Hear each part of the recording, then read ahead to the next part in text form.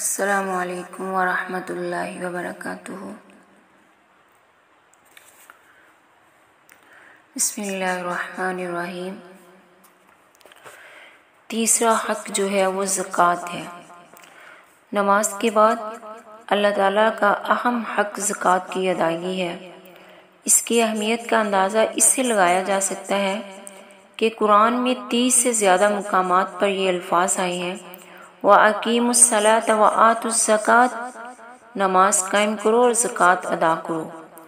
قرآن کریم میں 70 سے زیادہ مقامات پر انفاق فی سبیل اللہ کا حکم آیا ہے، یعنی اللہ کے راستے میں خرچ کرنے کا، جس میں نفلی صدقات کے ساتھ ساتھ فرضی صدقہ زکوٰۃ بھی آ جاتی ہے۔ اللہ تعالیٰ نے زکوٰۃ سب مسلمانوں پر فرض نہیں کی، صرف صاحب نصاب شخص پر فرض کی ہے، اور زکوٰۃ فقراء، مساکین وغیرہ کو ادا کرنے کا حکم دیا ہے۔ اس طرح اللہ تعالیٰ نے کمال شفقت اور رحمت سے اپنے ضرورت مند بندوں کی فلاح و بہبود کو اپنے حق قرار دیا۔ یہ اس کی کس قدر مہربانی ہے، حق اس کا اور فائدہ اٹھائیں بندے، سبحان اللہ۔ زکوٰۃ کی ادائیگی بھی فرض ہے۔ نماز اور روزہ تو ہر مسلمان پر فرض ہے، چاہے وہ امیر ہو یا غریب، اس کے گھر میں کھانے کو ہو یا نہ ہو، وہ جھونپڑی میں رہتا ہو یا محل میں، اسے نماز بھی پڑھنی ہوگی، روزے بھی رکھنے پڑیں گے، جبکہ زکوٰۃ صرف صاحب نصاب ادا کرے گا، یعنی جو لوگ بافراغت کھانے پینے والے ہوں، جن کے پاس روزمرہ ضروریات میں سے خرچ کرنے کے بعد کچھ بچ بھی جائے۔ نماز، روزے اور زکوٰۃ میں ایک فرق یہ بھی ہے کہ نماز اور روزہ صرف اللہ کا حق ہے، جبکہ زکوٰۃ میں اللہ کے حق کے ساتھ بندے بھی شامل ہیں۔ اور ایک فرق یہ بھی ہے کہ نماز اور روزہ جسمانی عبادات ہیں، جبکہ زکوٰۃ مالی عبادت ہے۔ سورہ توبہ میں اللہ تعالیٰ فرماتے ہیں، خُذْ مِنْ أَمْوَالِهِمْ صَدَقَةً تُطَہِّرُهُمْ وَتُزَکِّیہم بِہَا وَصَلِّ عَلَیہم، آپ ان کے مالوں میں سے صدقہ لیجئے جس کے ذریعے سے آپ ان کو پاک صاف کریں، ان کے لیے دعا کیجئے۔ یعنی اب یہ عام حکم ہے۔ صدقے سے مراد فرضی صدقہ یعنی زکوٰۃ بھی ہو سکتی ہے، نفلی صدقہ بھی، یعنی نبی کریم صلی اللہ علیہ وسلم سے کہا جا رہا ہے کہ آپ صدقے کے ذریعے سے مسلمانوں کی تطہیر اور ان کا تزکیہ فرمائیں، یعنی انہیں پاکیزہ کریں۔ اس سے یہ بات بڑی واضح ہو جاتی ہے کہ زکوٰۃ و صدقات انسان کے اخلاق و کردار کی طہارت و پاکیزگی کا ایک بہت بڑا ذریعہ ہے۔ صحیح بخاری کی ایک حدیث ہے، رسول اللہ صلی اللہ علیہ وسلم فرماتے ہیں، مجھے اس سے بالکل خوشی نہیں ہوگی کہ میرے پاس احد پہاڑ کے برابر سونا ہو اور اس پر 3 دن اس طرح گزر جائیں کہ اس میں سے 1 دینار بھی میرے پاس باقی رہ جائے، سوائے اس تھوڑی سی رقم کے جو میں قرض کی ادائیگی کے لیے چھوڑ دوں۔ آپ نے ایک مرتبہ سیدنا بلال رضی اللہ تعالیٰ عنہ سے فرمایا، انفق بلال ولا تخشى من ذی العرش اقلالا، اے بلال خرچ کرو، عرش کے مالک سے کمی کا اندیشہ نہ کرو۔ یہ سوچ کے مال کو روکے نہ رکھو کہ اگر میں خرچ کروں گا تو اس سے مال کم ہو جائے گا، یہ صرف سوچ ہے انسان کی۔ ہم جتنا خرچ کرتے ہیں اللہ اتنا ہی زیادہ ہمارا مال بڑھاتا ہے۔ اگر یہ بات ہمارے ذہن میں بیٹھ جائے تو یقیناً ہم صدقہ خیرات کر کے لوگوں کی ضروریات بھی پوری اور اپنا مال بھی پاکیزہ کر لیں۔ یعنی اللہ کے راستے میں خرچ کرنے سے کمی نہیں آتی، بلکہ تم جس کی راہ میں خرچ کر رہے ہو وہ زمین و آسمان کا مالک ہے۔ جن لوگوں پر زکوٰۃ فرض ہے اور وہ انہیں ادا نہیں کرتے، ان کے بارے میں صحیح مسلم میں رسول اللہ صلی اللہ علیہ وسلم کا فرمان ہے، جس کے پاس سونا اور چاندی ہو اور وہ اس کی زکوٰۃ ادا نہ کرے تو قیامت کے دن اس کے لیے آگ کی تختیاں بنائی جائیں گی اور دوزخ کی آگ میں ان کو گرم کر کے پھر اس کی دونوں پہلوؤں یعنی پیٹھ اور پیشانی کو داغا جائے گا، اور جب یہ ٹھنڈی ہو جائیں گی تو پھر ان کو گرم کر کے ان سے داغا جائے گا۔ اللہ اکبر۔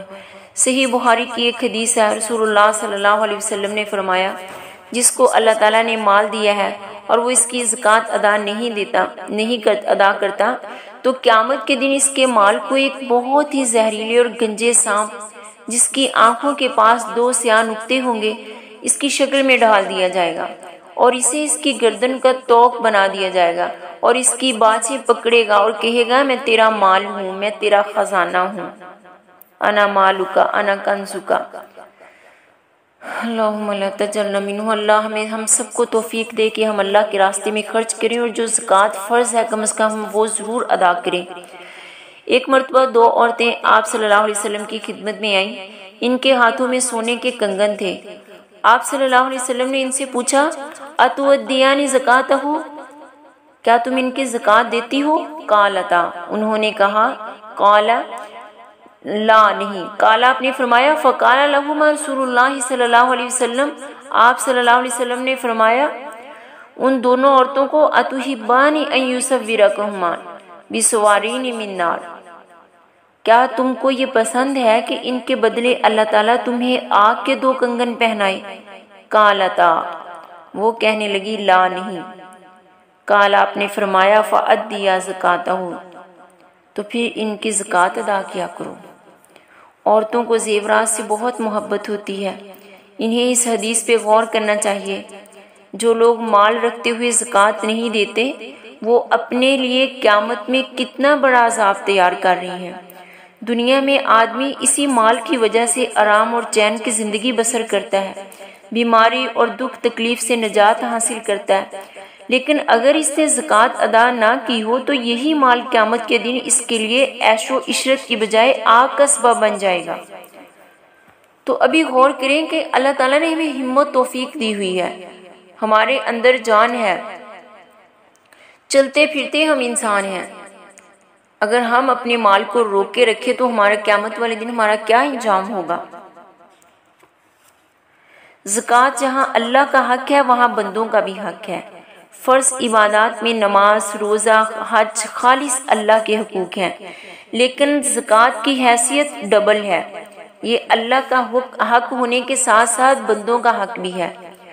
اسی طرح اگر کوئی شخص زکوٰۃ نہیں دیتا تو وہ اللہ کے حق میں کوتاہی کے ساتھ بہت سے بندوں کا حق بھی مارتا ہے۔ زکوٰۃ کا بنیادی مقصد یہ ہے کہ دولت زیادہ سے زیادہ گردش میں رہے، چند لوگوں کے پاس جمع ہو کر نہ رہ جائے، کیونکہ معاشی خوشحالی کا بنیادی فلسفہ یہی ہے کہ ساری دولت چند لوگوں کی مٹھی میں نہ رہے بلکہ پھیلتی رہے۔ آخرت کے فائدے کے علاوہ زکوٰۃ کے بے شمار دنیاوی فوائد بھی ہیں۔ اس سے غریبوں کی مدد ہوتی ہے، بھائی چارے اور ہمدردی کی فضا قائم ہوتی ہے، محبت کے جذبات پروان چڑھتے ہیں، مال کی محبت کم ہوتی ہے۔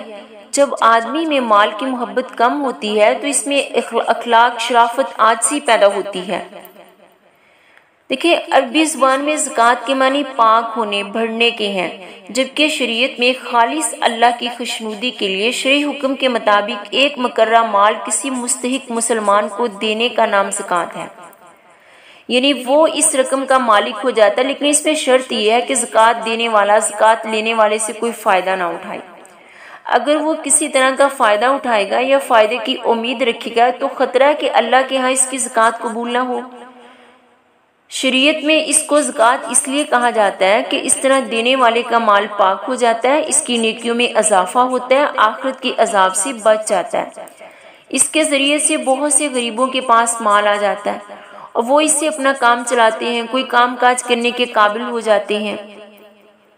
یعنی زکوٰۃ ہر صاحب نصاب شخص پر فرض ہے، جو مسلمان ہو، آزاد ہو، یعنی بالغ عاقل ہونا شرط نہیں ہے، چھوٹے بچے اور مجنون کے مال پر بھی زکوٰۃ واجب ہوتی ہے۔ زکوٰۃ اس مال پر واجب ہے جس پہ پورا ایک سال گزر جائے، کل مال پر 2.5% کے حساب سے زکوٰۃ نکالی جائے۔ اللہ تعالی ہم سب کو صحیح سنت کے مطابق عمل کرنے کی توفیق عطا فرمائے۔ السلام علیکم ورحمۃ اللہ۔